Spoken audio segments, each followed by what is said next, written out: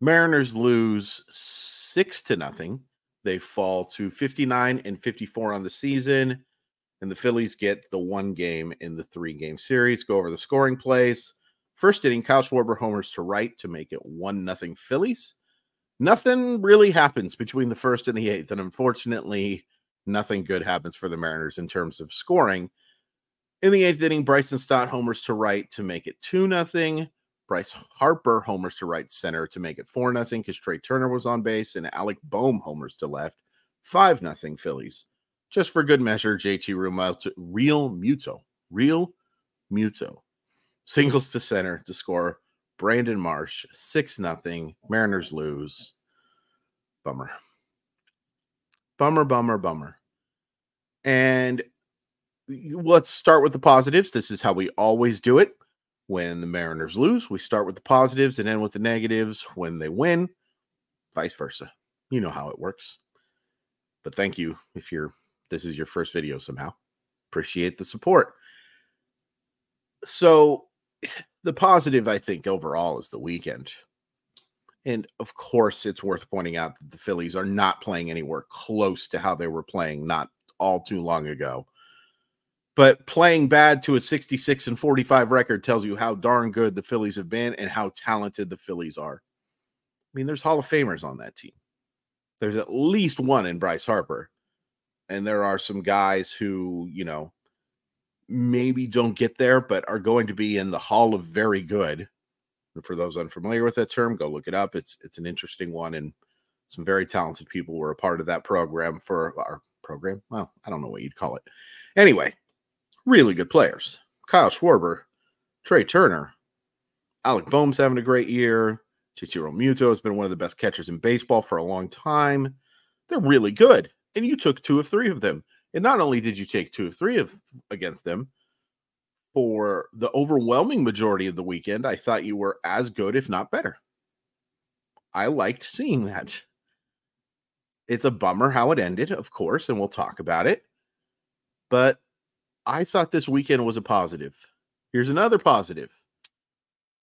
Houston Astros lose to the Tampa Bay Rays. So the Seattle Mariners end that weekend in first place by a full game. Awesome. Awesome. With 49 games to go, your Seattle Mariners are in first place on August 4th, 2024. Pitching positives. Logan Gilbert was phenomenal. Made 1 boo-boo in the first, and from that point on, outstanding. And it was nice to see, considering his scuffles the last 2 starts. And look, the start against the Angels, bad defense, gives up the 4 spot because of some oof-ma-goofs. And, that's how that happens. And then the Boston game, excuse me. If an umpire is competent, he gets out of that inning unscathed, and who knows what happens. But he still allowed 5 runs in that game against the Angels, and he still allowed 7 runs against the Red Sox. That's 12 runs from a guy who has been as good as any starter in baseball for the majority of the year. So it was nice to see Logan Gilbert pitch like that again. Really good command. Really good command might be too strong, but pretty strong.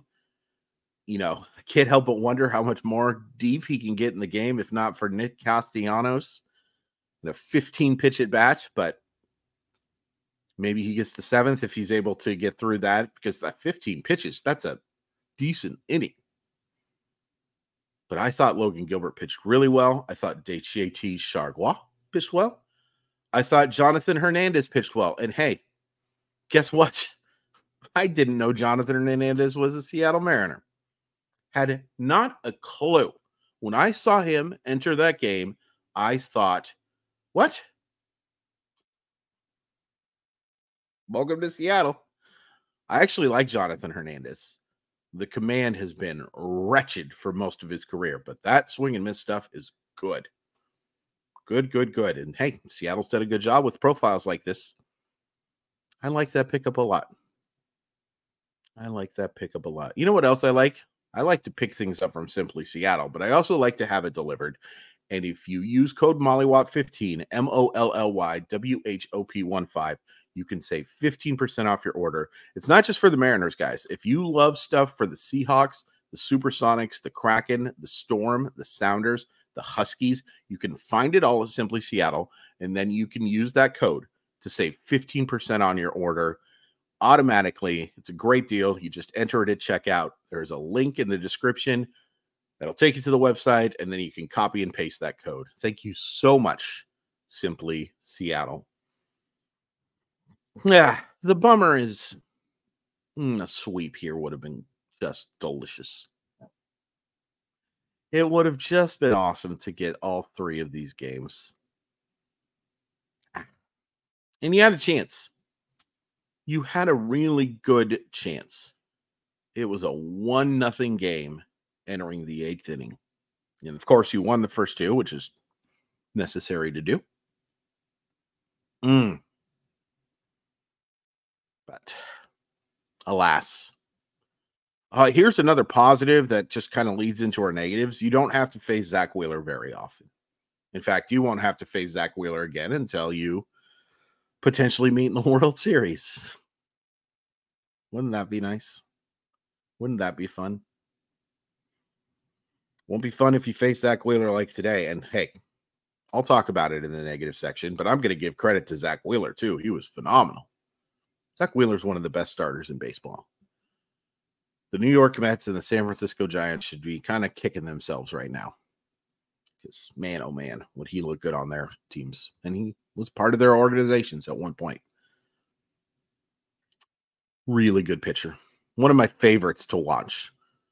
You know, I understand and I mostly agree with baseball's change. But I see Zach Wheeler go deep into games so much, and it's fun to see. It's fun to watch. It is a more aesthetically pleasing thing to see starting pitchers go deep into games. Not advocating for it, but it is fun. It is fun. I was kind of surprised they didn't give him the 9th. We'll talk about the offense in a second. Taylor Sassetto, what is going on, buddy? Now, look, he was due for some regression, of course. He is not a pitcher who can have an ERA in the 1.8 areas. 1.8 areas, is that what I said? I think that's what it was. Right around there until it's just not happening for dude. And credit to the Phillies lineup, and Bryce Harper was due for a big game, and he finally had one. You saw that the breakout might happen yesterday when he doubled into the gap. It happened. Bryce Harper is just a phenomenal baseball player. One of the best hitters of my lifetime. Understatement of understatements. And I can't believe that he's only 31 years old because it seems like he's been around forever. But Taylor Sassetto, man, that's troubling because Taylor Sassetto, I don't think it can go anywhere. He's your only viable lefty in the bullpen right now. And, you know, I'm pretty sure Taylor Sassetto, well, I don't know if he has options or not. A better host would tell you. That's not me. In fact, I'm just waking up from a nap. Right after that game ended, I went and just crashed. Worked 5-1. So if there's something with Taylor Sassetto, just post it in the comments. And please hit like and please hit subscribe. But he was very, very, very bad today. And so was Yimi Garcia. Yimi Garcia's command the last 2 outings has been a little concerning. And he's looked phenomenal, really outside of those 2 outings. And even yesterday, Saturday, there were plenty of good moments. Well, plenty for a reliever, but you know what I mean. But this is not a top 5% reliever in baseball. This is more like a top 10% reliever in baseball. And sometimes bad things happen. It's a bummer, though, because it took you out of the Mariners were never going to score 3 runs today. Never, ever, ever. It was not going to happen. And look, credit to Zach Wheeler. Again, one of the true aces in baseball, a top 5 starter in baseball, in my humble estimation. But this just happens too much. Just happens too much. And the offense has been phenomenal since the additions. Still, just, it's frustrating. Shutouts are frustrating. Shutouts should not happen. And you got worked today. Rally's the only person who gets on twice. He hits the double, draws a walk, and was left ever so stranded after that double. The bottom of the lineup was atrocious.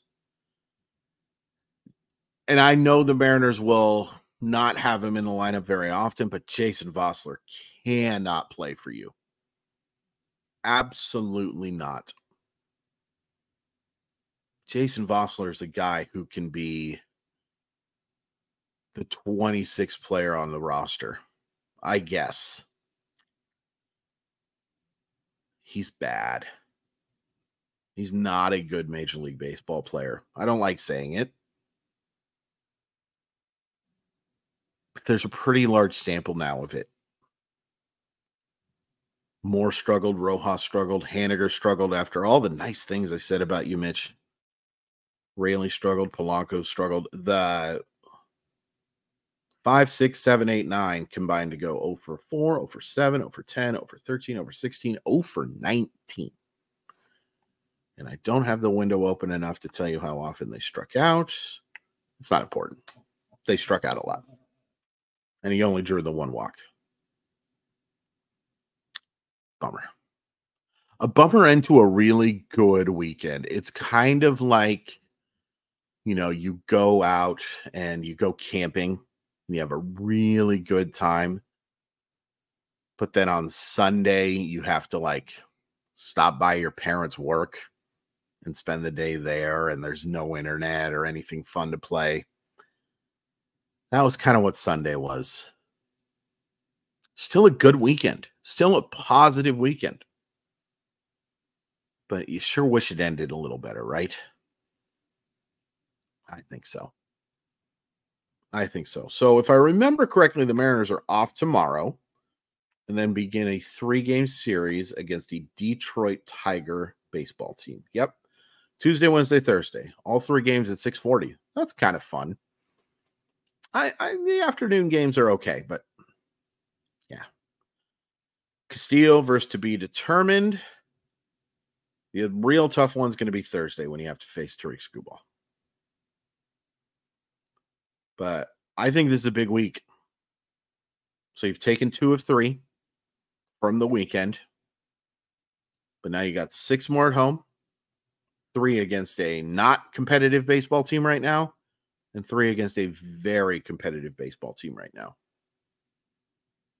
And you'll face 3 lefties in a row. Skubal, Quintana, and Manaea. And Sean Manaea, Tomato, has been absolutely sensational lately. So, big week ahead. Big week ahead. And the positive is, even though this is technically still the negative section, you did well enough on this weekend portion against, again, a struggling but still good Philadelphia Phillies team. So you have a chance to have a really good homestand. 6-3 would be wonderful from this homestand, and you have a great chance to do it. Potential for more, but 6-3, well within reach. Speaking of reach, if you don't mind reaching and hitting the like button, hitting the subscribe button, I'd really appreciate it. We're getting into those summer months, baby. Well, we're already in the summer months. We're getting into the big boy baseball. Sorry to gender it, but this is the big time. This is big time stuff. So make sure you're here. Hit join. We're going to do a live chat either Tuesday or Wednesday. Still haven't figured that out. And we'll just watch the Mariners play the Detroit Tigers in one of those games. And it will be fun. And I'll be posting a bunch of videos just for MileY subscribers, MileY enthusiasts. That is. Yeah, there's no reason for this video to be 15 minutes. I love you.